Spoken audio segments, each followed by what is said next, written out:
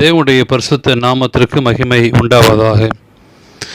இந்த காலவேளை உங்கள் அனைவரையும் ஆண்டவராகிய இயேசு கிறிஸ்துவின் இன்ப நாமத்தில் உங்களை அன்போடு வாழ்த்தி வரவேற்கிறேன். விண்துளிகள் வாயிலாக இந்த நாளிலே சந்திப்பதிலே மிகுந்த மகிழ்ச்சி அடைகிறேன். இந்த நாளின் செய்தியின் தலைப்பானது வானங்களிலே அடையாளங்கள். யோவேல் என்ற புத்தகத்திலே 2ஆம் அதிகாரம் 31ஆம் வாக்கியம் சொல்கிறது, கர்த்தருடைய பெரிதும் பயங்கரமான நாள் வரும் முன்னே சூரியன் இருளாகவும் சந்திரன் இரத்தமாகவும் மாறும் என்று அங்கே நாம் வாசிக்கிறோம். ஒலிவு மலையிலே மீட்பர் தமது சீஷர்களோடு நடத்திய ஒரு உரையாடலிலே சபைக்கு வரப்போகின்ற நீண்டகால உபத்திரவத்தை பற்றி அங்கே விவரிக்கிறார். அதாவது போப்பு மார்க்கத்தால் கொடுக்கப்படும் உபத்திரவங்கள் 1260 ஆண்டு உபத்திரவம் பற்றி கூறினார். மேலும் அந்த உபத்திரவ காலம் குறைக்கப்படும் என்றும் வாக்குத்தத்தம் செய்தார். இவ்வாறு அவரது வருகைக்கு முன்னர் நடைபெறவிருக்கும் சில சம்பவங்களை பற்றி குறிப்பிட்டார். இந்த சம்பவங்களில் முதலாவதாக காணப்படவிருக்கின்ற வேலையை உறுதிப்படுத்தினார். அந்நாட்களில் உபத்திரவம் முடிவடைந்தவுடனே சூரியன் அந்தகாரப்படும், சந்திரன் ஒளிகூடாதிருக்கும். மத்தேயு 24ஆம் அதிகாரம் 29 வாசிக்கிறோம். எனவே தேவனுடைய விசுவாச பிள்ளைகளே, 1260 நாட்கள் அல்லது ஆண்டுகள் 1798 முடிவடைந்தது. இதற்கு கால் நூற்றாண்டுக்கு முன்னரே உபத்திரவம் ஏறக்குறைய முற்றிலுமாய் முடிவடைந்து விட்டது.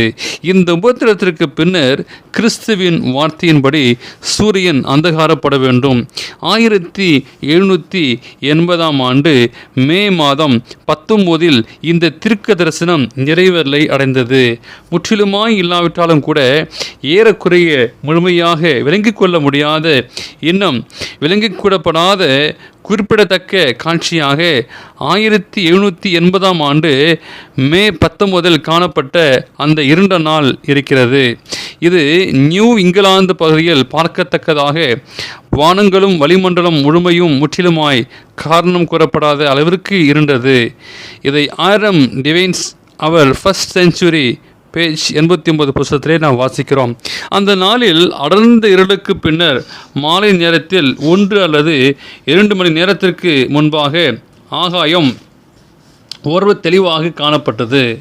சூரியனானது இருண்டு கனத்த ஒரு பதத்தால் மறைக்கப்பட்ட போதிலும் அது காணப்பட்டது. சூரியன் அஸ்தமான பின் மீண்டும் மேகங்கள் தலைக்கு மேலாக வந்தன. வெகு துரிதமான இருள் கவிழ்ந்தது. இரவின் இருளானது அந்த நாளில் பகலை விட சாதாரணமாகவும் பயங்கரமற்றதாகவும் இருந்தது. அதாவது பகல் மிகவும் இருண்டு காணப்பட்டது. எனினும் அந்த பகல் இருண்டு காணப்பட்டது. ஏறக்குறைய அன்று ஒரு முழு நிலவும் காணப்பட்டது. அந்த இரவிலே எந்த பொருளும் தெளிவாக காணப்படவில்லை. செயற்கையான விளக்கின் உதவியால் மாத்திரமே காண முடிந்தது. இதை அமெரிக்கன் ஏர்கிரல் அண்ட் லைப்ரரி வால்யூம் 10 நம்பர் 472 இந்த பேஜிலே மே மாதம் 25 1780 ஆண்டு வெளியிடப்பட்டது. இந்த தீர்க்கதரிசனம் நிறைவேறுதலுக்கு 2000 ஆண்டுகளுக்கு முன்பரே யோவேல் தீர்க்கதரிசியால் எழுதப்பட்டுள்ள தேவனுடைய வார்த்தைகளின் எதிரொலியைப் போலவே இந்த சம்பவத்தை கண்ணால் கண்டவர்கள் கொடுக்கப்பட்ட வர்ணையாக இருந்தது. கர்த்தருடைய பெரிதும் பயங்கரமான நாள் வரும் முன்னே சூரியன் இருளையும் சந்திரன் இரத்தமாகவும் மாறும். யோவேலே நான் வாசித்தோம். கிறிஸ்து நமது மக்களை தமது வருகைக்காக அடையாளங்களை விழிப்போடு கவனிக்க வேண்டும் என்று, மேலும் வரப்போகிற தங்களது ராஜாவை குறித்த அடையாளங்களை நாம் நோக்கி பார்த்து கலிகூற வேண்டும் என்று கூறியிருந்தார். நீங்கள் நானும் விவேகத்துடன் இருப்போம். நீதிமொழிகளை வாசிக்கிறோம்.